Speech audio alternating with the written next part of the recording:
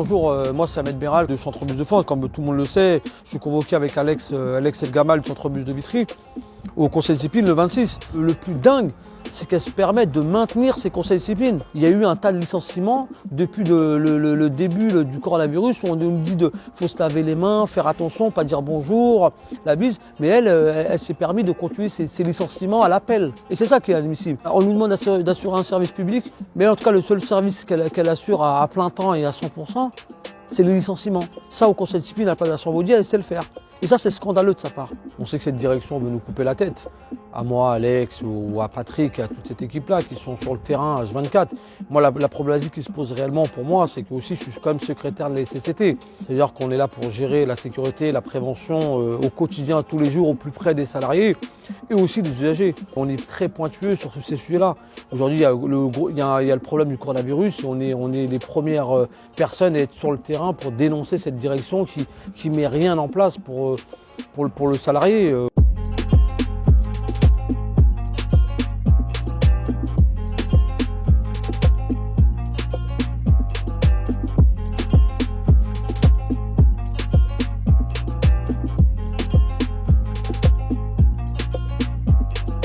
Après 60 jours de grève, j'ai été convoqué en disciplinaire en local le 3 février pour me signifier comme quoi j'avais bloqué le dépôt. Et je vais vous prouver par A plus B avec des vidéos et des photos à l'appui qui démontrent que tout ça c'est un acharnement à mon encontre, en sachant que depuis des années, la direction de la RATP cherche à me sanctionner. Là, on est venu à une petite vingtaine d'étudiants, il y a aussi des profs et on est arrivé il y a à peu près 1 heure, on est en train de bloquer la sortie des bus au dépôt RATP de Flandre. Le 9 décembre 2007 à 7h20, alors que le centre est bloqué depuis 5h du matin par des personnes stationnées à l'extérieur du centre-bus. La direction du centre-bus vous demande de cesser le blocage et vous avez refusé. Mais quel pouvoir j'ai pour dire à des gens d'extérieur d'arrêter le blocage? C'est des personnes que je ne connais pas, c'est des personnes de l'extérieur qui sont venues eux-mêmes manifester leur colère pour défendre leur retraite. Comment je peux dire à des gens de l'extérieur de cesser ce blocage?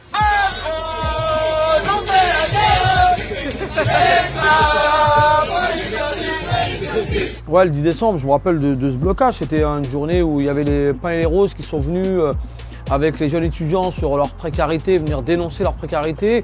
Ils avaient ramené des fumis, mais on m'accuse encore une fois de plus que c'est moi qui bloque le dépôt et qui n'a pas su se faire cesser de ce blocage. À 8h36, un nouveau blocage est réalisé par des jeunes qui se présentent comme étudiants et brandissant des banderoles. Et en chantant, vous êtes mêlés à eux, avez chanté avec eux et participé de la sorte au blocage. Par contre, quand je chante, je motive les gens à bloquer un dépôt. C'est-à-dire que c'est vraiment en chantant, je bloque un dépôt. Ils disent que c'est des étudiants, mais moi, le fait que je chante sur la voie publique, je bloque le dépôt. Mais qui va m'interdire de chanter? On m'accuse d'avoir bloqué aussi le 17 décembre. Pourquoi cette date quand même me choque un peu? Parce que ce jour-là, il faut savoir qu'ils avaient ramené la police, ils avaient gazé des étudiants et des profs, ils avaient matraqué des petits jeunes. Il y avait la police, la BAC, les CRS, matraquer les gens et les gazer. Mais au final, à la fin, on dit encore c'est M. Béral qui a bloqué le dépôt.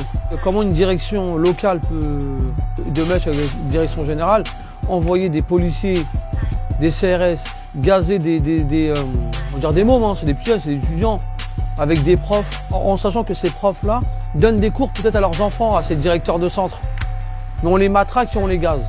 Et ça, c'est une honte. Et au lieu de dénoncer ça, la direction, elle veut taper sur des ouvriers qui se battent tous les jours pour défendre leurs intérêts à eux et nos intérêts.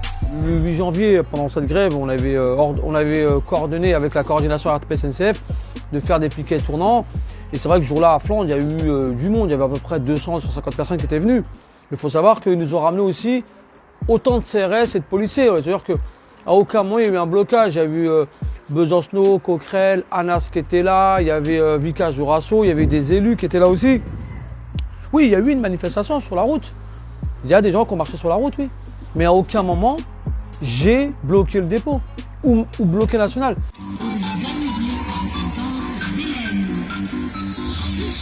Là où on voit, c'est de plus en plus gros. Plus les dates arrivent et plus c'est de pire en pire. Le 24 janvier, c'est vrai que les profs, ils avaient préparé un cours d'aérobic. Ils étaient venus le matin, déguisés en chippendales. Ouais, c'était marrant.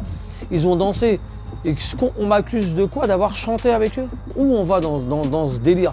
Limite, c'est moi qui leur a dit d'aller, j'ai ordonné un cours d'aérobic la veille pour qu'ils viennent déguisés en Chippendales pour venir danser devant le centre-bus de Flandre. Marné, il faut un peu de sérieux. Comment on peut envoyer un recommandé chez moi pour dire on va révoquer M. Béral parce que des étudiants et des profs sont venus danser devant un piquet de grève? Le plus gros que j'ai rigolé quand j'ai reçu mon recommandé, je reçois mon recommandé daté du 24, en sachant que le blocage du dépôt qu'il y a eu sur les danses daté du 24. Alors, j'imagine la bonne foi de cette huissier du 6 que sur 300 personnes dans un piquet de grève, le seul nom qu'elle a eu à sortir et à suivre toute la journée, c'était M. Béral Hamed. Ils ont fait leur PV dans un bureau au chaud avec ma propre directrice et je pense qu'elle a dû lui souffler quelques mots, pas des mots, des lignes.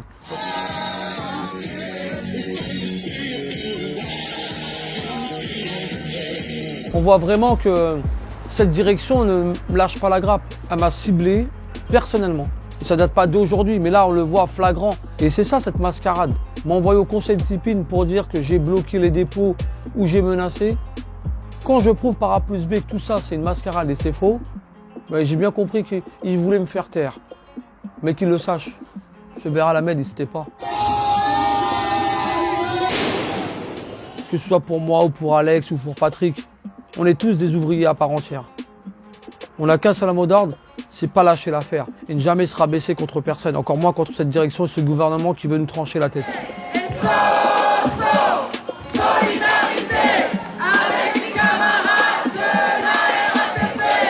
Nous, ce qu'on demande d'ici le 26, c'est que toutes les sanctions disciplinaires en cours ou déjà passées comme pour Patrick et Yacine, où ils ont pris 2 mois de mise à pied pour Yacine et Patrick et l'habilitation disciplinaire qu'il y a eu pour François, nous on demande l'arrêt immédiat de toutes les sanctions disciplinaires, tous les conseils de discipline qui sont à l'heure actuelle en train de passer où c'est une déferlante de conseils de discipline. La CGT RATP, elle est responsable. Elle n'appellera pas un rassemblement à la Chambre-Audience. Elle, la direction, elle appelle à ses cadres de venir nous trancher la tête au conseil de discipline. Nous, on est comme responsables, on demandera à tout le monde de rester à la maison, confiné, mais de faire un petit message de soutien sur les réseaux sociaux, par mail, par vidéo, par track ou sur Facebook, un petit soutien. Et c'est ça qui fait chaud au cœur, c'est de démontrer à cette direction, même confinée, mais nous, on soutiendra toujours les réprimés.